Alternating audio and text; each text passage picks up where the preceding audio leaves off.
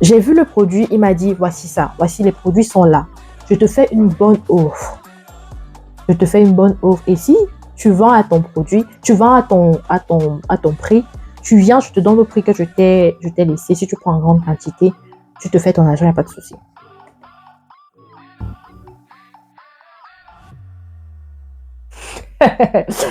Figurez-vous bien que moi, avec la poigne entrepreneuriale que j'ai rentabilisé.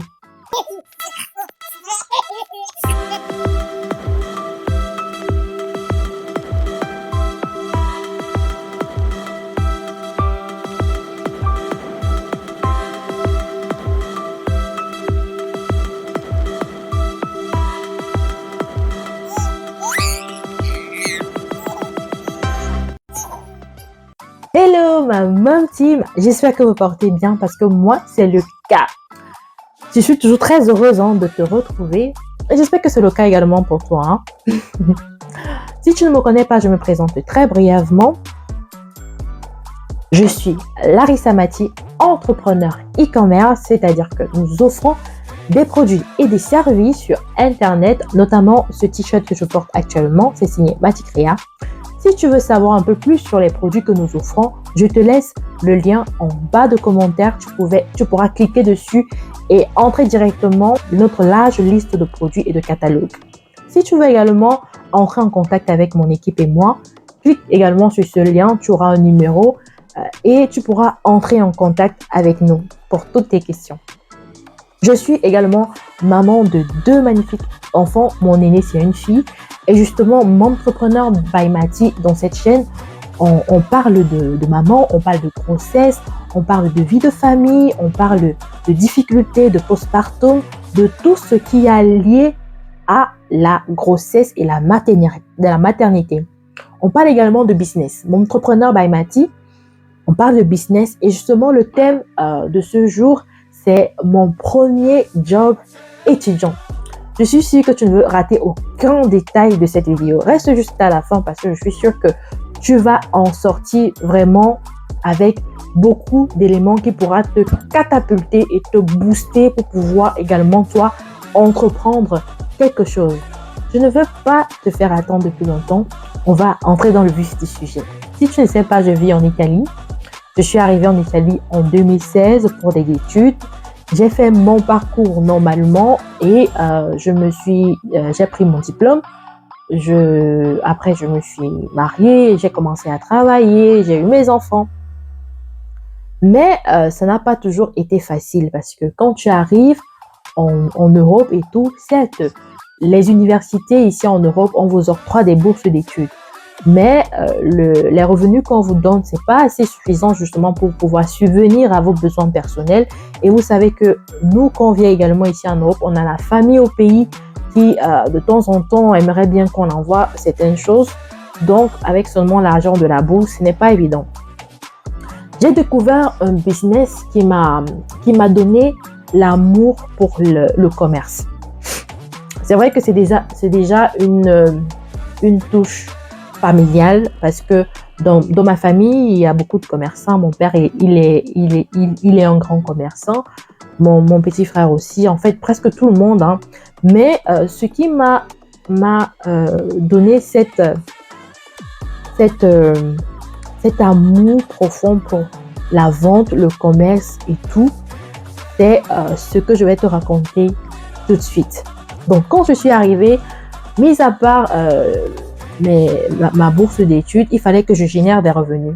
J'ai commencé à réfléchir sur des business que je pouvais faire et tout.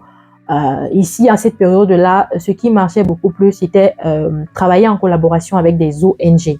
C'est-à-dire que vous vous mettiez sur les routes, vous avez peut-être des jackets comme ça avec le logo peut-être de l'ONG avec laquelle que vous travaillez pour demander de l'argent à des personnes qui passent ou bien demander leur carte de crédit en leur expliquant que voilà, vous travaillez pour l'association, il y a des enfants qui sont défavorisés, il y a des enfants qui sont en manque et tout. Et ce sera bien que vous puissiez venir en aide à ces personnes. Mais le problème que j'ai trouvé un peu bizarre, c'est que généralement, ces structures-là, ils le font à usage personnel. Franchement, je ne vous cache pas. Je ne peux pas dire que 50 ou 90% des revenus qu'ils récoltent pour venir en aide à ces enfants, c'est effectivement le cas.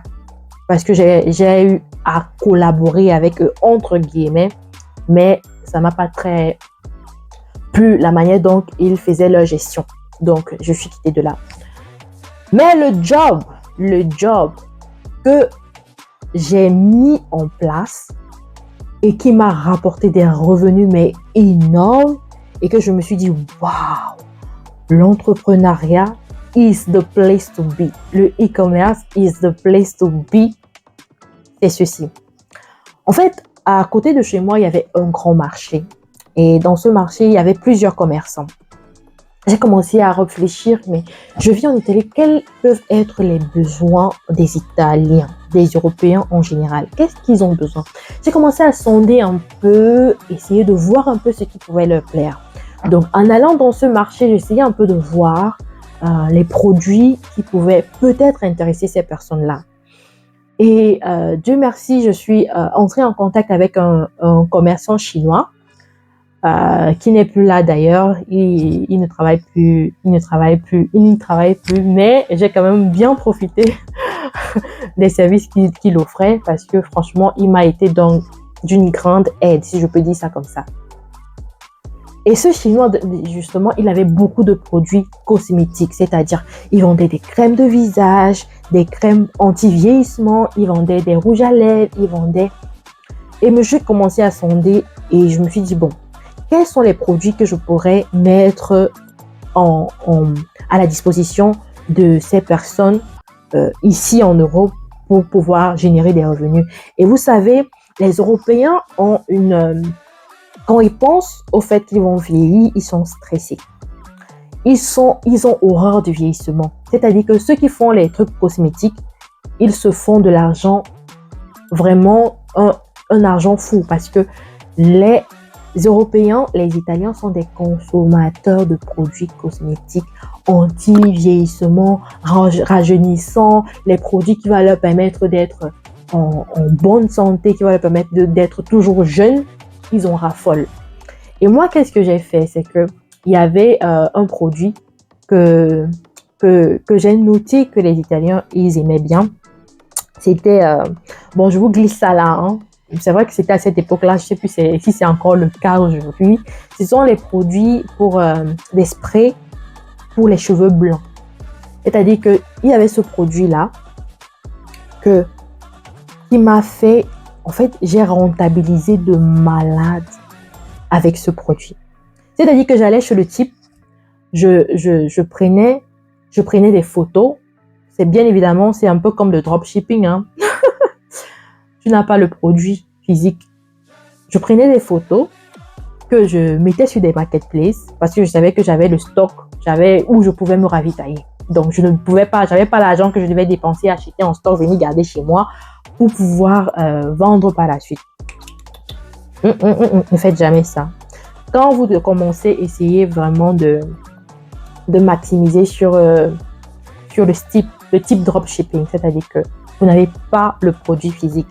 Vous vendez l'image et quand le client achète, vous allez maintenant vous ravitailler et vous offrez le client.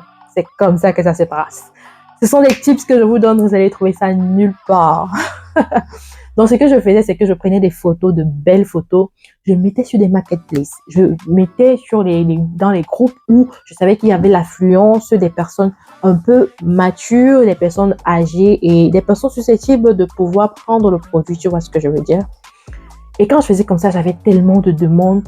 Ce qui faisait que parfois, je séchais même les cours. Je ne vous conseille pas de faire ça, hein. Je séchais les cours pour pouvoir aller prendre les produits et aller livrer. Voilà. Le seul inconvénient que je trouvais sur cela, c'est que parfois, il fallait aller livrer un peu loin et ce n'était pas... Mais ce qui est bien, c'est qu'il y avait des clients compréhensifs. On se donnait un point de rencontre pour faire le troc. Je te donne le produit, tu me donnes l'argent. Et j'ai rentabilisé de malade, voilà, avec ce produit. L'autre produit qui m'a fait l'e-commerce is the place to be. C'est le rasoir à homme là. Vous savez, les rasoirs pour les cheveux, les tondeuses.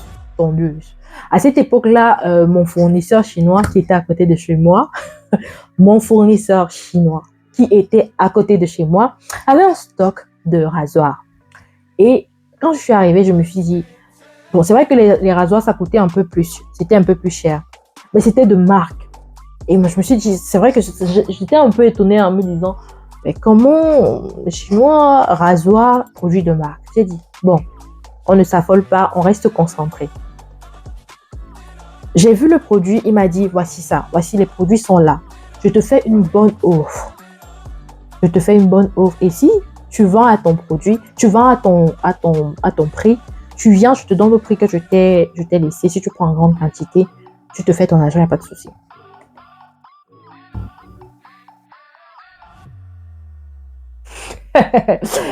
Figurez-vous bien que moi, avec la poigne entrepreneuriale que j'ai rentabilisé.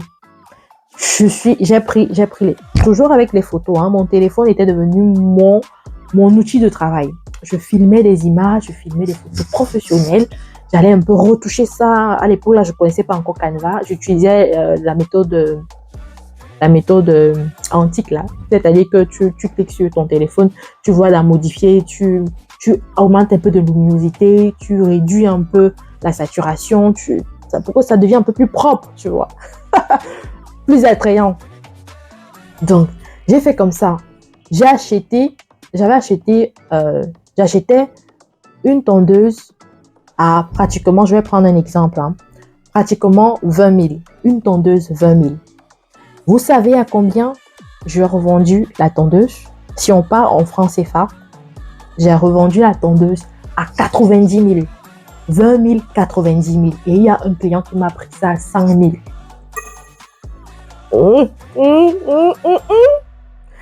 Mon ami, alors là, je me suis dit, waouh, on ne dort plus. Alors si on ne dort plus, c'était comme un déclic pour moi. Et j'avais quand je vendais comme ça, j'épargnais. J'avais ma petite, comme j'avais déjà un compte bancaire, bien évidemment, je mettais les surplus à côté également pour pouvoir faire d'autres projets avec, bien évidemment. Donc, je faisais comme ça et je rentabilisais. Et d'autres produits également que je commercialisais qui passaient très bien, c'était les produits cosmétiques comme la Roche-Posay, Estée Lauder. Non, les produits comme Estée Lauder. Estée Lauder, vous savez que c'est une gamme de produits très chers. Et vraiment, si tu utilises Estée Lauder, c'est-à-dire que tu as atteint un rang vraiment à respecter. Et il se trouve que mon fournisseur, il avait ces produits.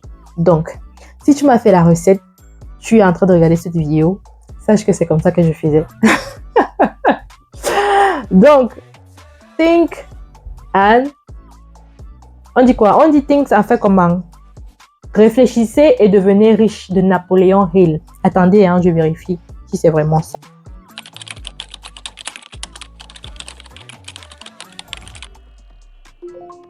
Effectivement. Ouais, mon cas ici. Effectivement, c'est ça. Réfléchissez et devenez riche, de Napoléon Hill. Think and be rich. C'est pas.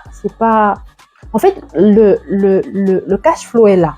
Tout est présent. Il suffit juste d'avoir une bonne stratégie, de penser intelligemment et vous pourrez sortir votre tête de l'eau. C'est également le processus que nous sommes en train de faire actuellement. Et n'hésitez pas à nous soutenir.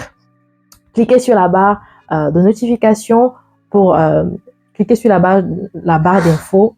Vous aurez tous les éléments, les catalogues, les offres que nous faisons actuellement. Si vous voulez également entrer en contact avec nous pour poser peut-être une question ou bien pour avoir des informations peut-être sur comment trouver un fournisseur, comment commander peut-être en Chine, tout, n'hésitez pas à nous contacter sur le lien que je vais vous mettre en barre d'infos et nous pourrons créer une communauté forte. une communauté gagnante. Et moi, je suis pour le fait que nous, en tant que maman, on peut sortir de la tête de l'eau en prenant soin de nos enfants et en générant des revenus pour pouvoir subvenir aux besoins de nos enfants. J'espère que tu as apprécié cette vidéo.